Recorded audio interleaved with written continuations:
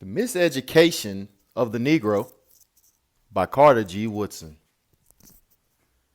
Chapter 8. Professional Education Discouraged.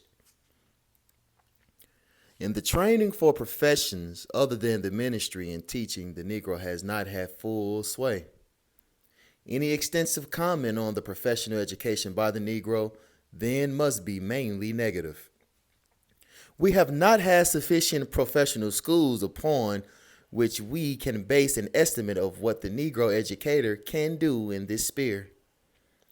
If mistakes have been made in this miseducating the Negro, professionally it must be charged not so much to the account of the Negroes themselves as to that of their friends who have performed this task. We are dealing here, then, mainly with information obtained from the study of Negroes who have been professionally trained by whites in their own schools and in mixed institutions.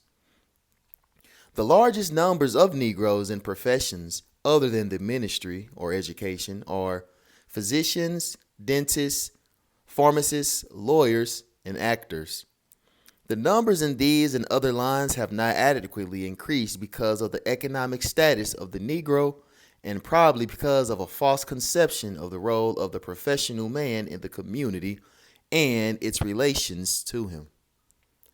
The people whom the Negro professional men have volunteered to serve have not always given them sufficient support to develop the standing and solidarity which will make their position professional and influential.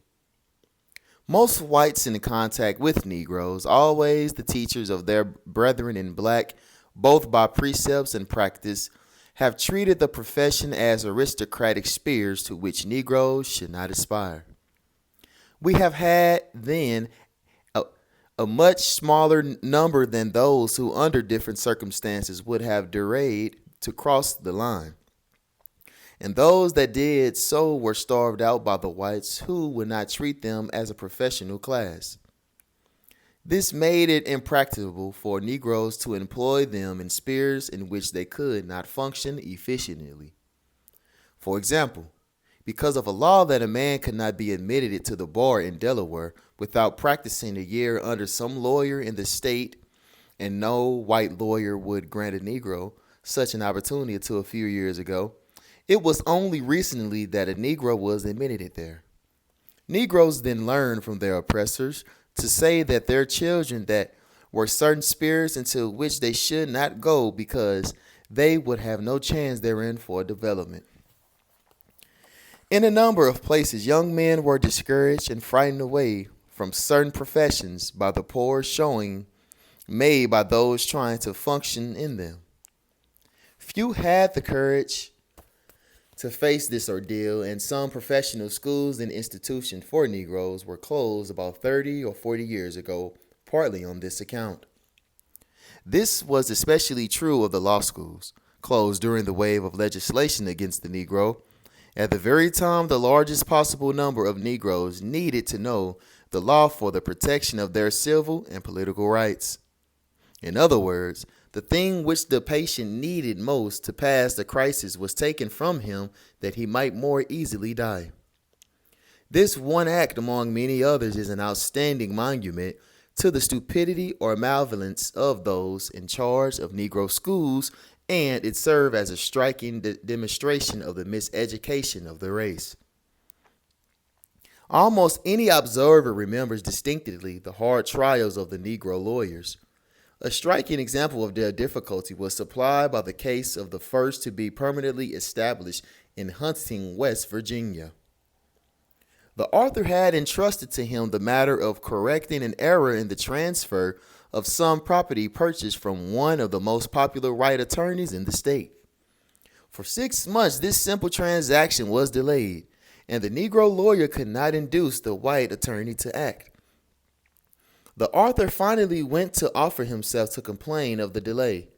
The white attorney frankly declared that he had not taken up the matter because he did not care to treat with the Negro attorney, but he would deal with the author, who happened to be at the time the teacher of a Negro school and was therefore in his place.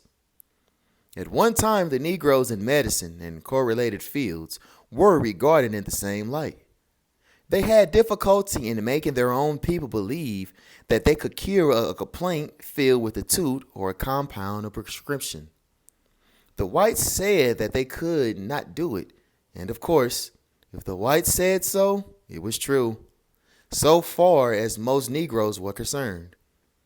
In those fields, however, actual demonstrations to the contrary have convinced a sufficient number of both Negroes and whites that such an attitude toward these classes is false. But there are many Negroes who still follow those early teachings, especially the highly educated who's in school have been given the scientific reason for it. It is a most remarkable process that while in one department of a university, a Negro may be studying for a profession, in another department of the same university, he is being shown how the Negro professional man cannot succeed. Some of the highly educated then give their practice to those who are often inferior to the Negroes whom they thus pass by. Although there has been an increase in these particular spheres, however, the profession among Negroes, with the exception of teaching and preaching, are still undermanned. In the same way the Negroes was once discouraged and dissuaded from taking up designing, drafting, horticulture, engineering, and chemistry, the whites, they were told, will not employ you, and your people cannot provide such opportunities. The thought of pioneering or of developing the Negro to the extent that he might figure in this sphere did not dawn on those monitors of the Negroes preparing for their life's work. This tradition is still a heavy load in Negro education, and it forces many Negroes out of spheres in which they might function into those for which they may not have any aptitude.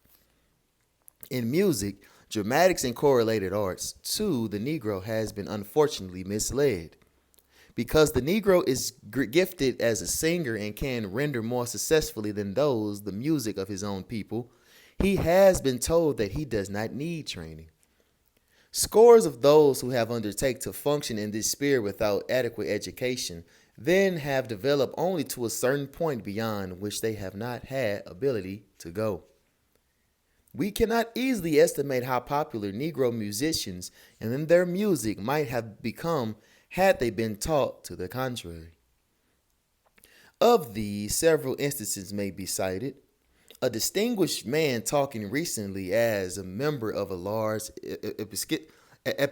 Episcopal church which maintained a Negro missions mentioned his objection to the budget of $1,500 a year for music for these segregated communicants. Inasmuch as the Negro were naturally gifted in music, he did not believe that any expensive training or direction was required. The small number of Negro colleges and universities which undertake the training of the Negro in music is further evidence of the belief that the Negro is all but perfect in this field and should direct his attention to the traditional curricula. The same misunderstanding with respect to the Negro in dramatics is also evident. We have long had the belief that the Negro is a natural actor who does not require any stimulus for further development. In this assertion is the idea that because the Negro is good at dancing, joking, ministriously, and the like, he is in his place when cutting a shine and does not need to be trained to function in the higher sphere of dramatics. Thus mislead, large numbers of Negroes ambitious for the stage have not bloomed forth into great possibilities. Too many of them have finally ended with roles in questionable cafes, cabarets, and nightclubs of America and Europe, and instead of increasing the prestige of the Negro, they have brought the race into disgrace. We scarcely realize what a poor showing we make in dramatics in spite of our natural aptitude in this sphere. Only about a half dozen Negro actors have achieved greatness, but we have more actors and showmen than any other professionals except teachers and ministers. Where are these thousands of men and women in histrionic sphere? What do we hear of them? What have they achieved? Their record shows that only a few measure up to the standard of modern stage. Most of these would-be artists have no preparations for the task undertaken. A careful study of the Negro in dramatics shows that only those who have actually taken the time to train themselves as they should be have finally endured. Their salvation has been to realize that an adequate training is the surest way to attain artistically maturity. And those few who have thus understood the situation clearly demonstrate our ineptitude in the failure of educate the Negro along the lines in which they could have admirably succeeded. Some of our schools have for some time undertaken this work as imitators of institutions dealing with persons otherwise circumstanced. Desirable results therefore have not followed, and the Negro on the stage is still mainly the product of the trial and error method. Several other reasons may be given for the failure of a large number of Negro actors to reach a higher level. In the first place, they have been recognized by the white man only in purely plantation comedy and minstrelsy. And because of the large number entering the field, it has failed to offer a bright future for many of such aspirants.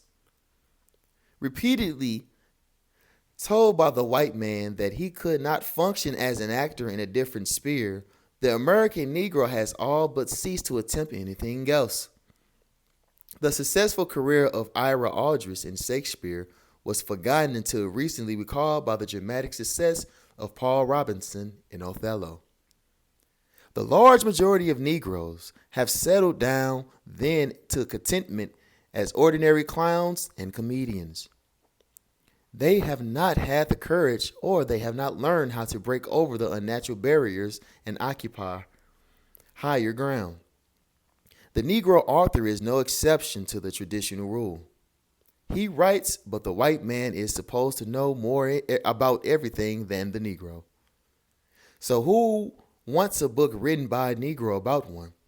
As a rule, not even a Negro himself, for if he is really educated, he must show that he has an appreciation for the best in literature. The Negro author then can neither find a publisher nor a reader, and his story remains untold. The Negro editors and reporters were once treated the same way. But thanks to the uneducated printers who founded most of our newspapers, which have succeeded,